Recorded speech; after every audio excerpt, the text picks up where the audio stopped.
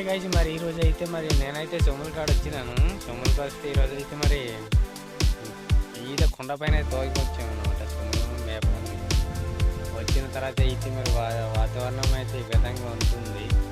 చూస్తున్నాం, మీకు చూపిస్తున్నాను.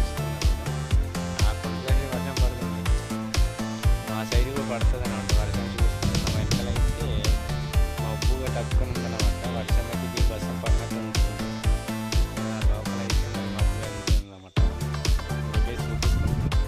వాతావరణం అయితే ఈ విధంగా ఉంది, వర్షం పడుతుంది అన్నమాట. పడుతుంది, చూస్తున్నారు కదా ఎలా అయితే ఉంటుందో.